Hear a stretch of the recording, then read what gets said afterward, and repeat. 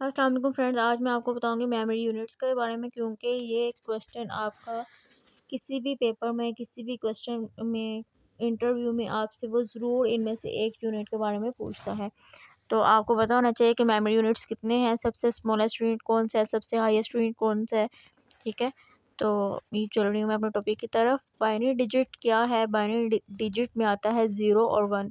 Binary digit 0 और 1 को कहते हैं, और ये 1 बिट के इक्वल है। जब वो 1 बिट कहे तो इसका मतलब कि वो बाइनरी डिजिट कह रहा है। बाइनरी डिजिट का मतलब 0 और 1 की बात हो रही है, क्योंकि कंप्यूटर अंडरस्टैंड करता है 0 और 1 की लैंग्वेज। हम अपनी जो भी डाटा है 0 और 1 की फॉर्म में देते हैं। तो सबसे स्मॉलेस्ट यूनिट जो है ना मेमोरी का, वो 1 बाइट है, 1 बिट है।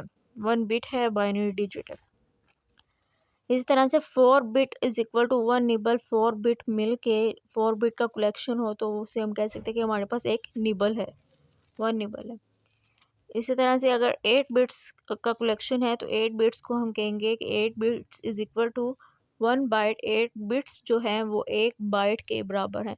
वो आपसे 8 बिट्स का ही पूछ सकता है कि 8 बिट्स कितने के इक्विवेलेंट है, या 1 बाइट कितने के इक्विवेलेंट है। तो आपको दोनों तरह से आंसर्स पता होने चाहिए कि अगर 8 बिट्स हैं तो 8 बिट्स किसके बराबर हैं, 1 बाइट के बराबर।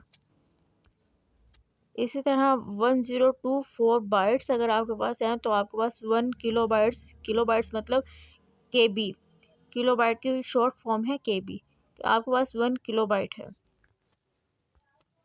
अगर आपके पास 1024 किलोबाइट्स हैं, केबी हैं, तो वो इक्विवेलेंट है 1 मेगाबाइट के बराबर। मेगाबाइट की शॉर्ट फॉर्म है एमबी। नेक्स्ट 1024 एमबीज अगर आपके पास हैं तो वो इज इक्विवेलेंट है 1 गीगाबाइट के। गीगाबाइट की शॉर्ट फॉर्म है जीबी। अगर वो आपसे इस तरह भी पूछ सकता है कि 1 जीबी किसके इक्विवेलेंट है, तो 1 जीबी 1024 एमबी के इक्वल है। 1024 जीबी किसके इक्वल है, 1 टेराबाइट के। टेराबाइट की शॉर्ट फॉर्म है टीबी। 1 टीबी किसके इक्विवेलेंट है, 1024 जीबी के। 1024 टीबी अगर आपके पास है तो वो इक्विवेलेंट है 1 पीटाबाइट के। पीटाबाइट की शॉर्ट फॉर्म जो है वो है पीबी।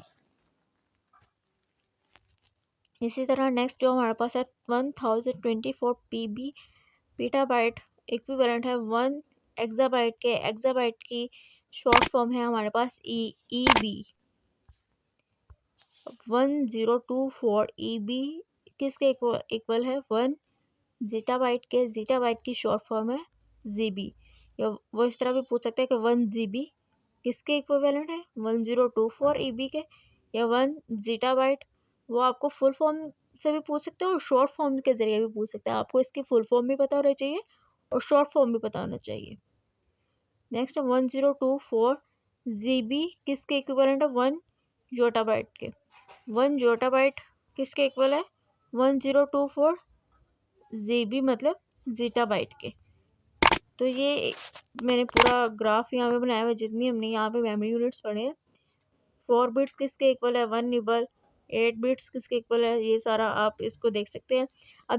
अब तक का जो सबसे हाईएस्ट यूनिट है मेमोरी यूनिट वो है योटाबाइट, YB सबसे हाईएस्ट यूनिट है। इससे अभी जो है हाईएस्ट अभी तक नहीं आया, मे बी इन फ्यूचर आ जाए, लेकिन फ़िलहाल तक योटाबाइट के आपके पास मेमोरी यूनिट हाईएस्ट है। और सबसे स्मॉलेस्ट यूनिट आपके पास है 1 बिट। 1 बिट मतलब 1 बाइनरी डिजिट।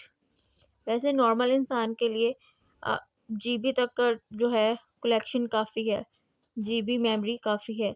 लेकिन अगर आप किसी ऑर्गेनाइजेशन में या किसी फिल्म में काम कर रहे हैं तो फिर आपको पीबी या टीबी तक जो है स्टोरेज रिक्वायर्ड होती है, क्योंकि उनकी फाइल्स एमबीज में होती हैं, जीबीज में होती है, तो वहाँ पे आपको ज़्यादा स्टोरेज रिक्वायर्ड होती है। तो फिर आपको जीटाबाइट या पेटाबाइट की वहाँ पे ज़रूरत पड़ती है।